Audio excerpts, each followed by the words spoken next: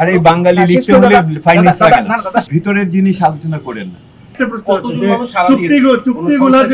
আমরা যাদের দেখেছিলাম সকলেই এসছে, কারণ হলো ওনারা সরকারের যে প্রজ্ঞাপন হয়েছে সেই প্রজ্ঞাপনের কার্যবিধির ভিতরে অন্যতম হলো সরকারের সমস্ত মন্ত্রণালয় আমাদের তথ্য উপাত্ত দিয়ে সাহায্য করতে বাধ্য।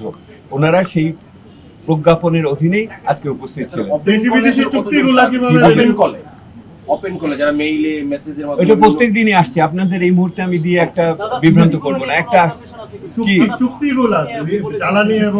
এগুলি যখন হবে আপনি এর ভিতরের জিনিস আলোচনা করেন না, আমি প্রক্রিয়া আলোচনা করতেছি। ভিতরে তথ্য উপাত্ত এখনো সমস্ত কাজ শেষ হয় নাই, তার আগে একটা কথা বলে আপনাদের কেন বিভ্রান্ত করব? একটা বিষয় আপনি নিজেই বললেন যে আপনাদের লেখা কাজটা শুরু হবে, তার মানে আপনারা তো ফাইন্ডিংস গুলোর কাছাকাছি যেতে পারছেন যে কোন ধরনের বিষয়। আরে বাঙালি লিখতে হলে ফাইন্ডিংস লাগে না। দাদা শেষ করি আমি আপনাদের প্রথম দিন বলেছিলাম রিপোর্টে কি থাকছে বা রিপোর্টে আমরা কিভাবে কি পেলাম এটা বলার সময় এখনো আসে না।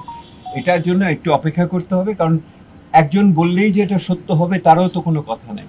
আমাদেরও তো ওগুলোকে মিলিয়ে টিলিয়ে দেখতে হবে। মোটা দাগে প্রবলেম কি আইডেন্টিফাই করছেন? আমরা মোটা দাগে আইডেন্টিফাই করছি যে যেই সমস্ত প্রাক্কলনগুলো করা হয় সেই প্রাক্কলনগুলোর বস্তুগত ভিত্তি অত্যন্ত দুর্বল।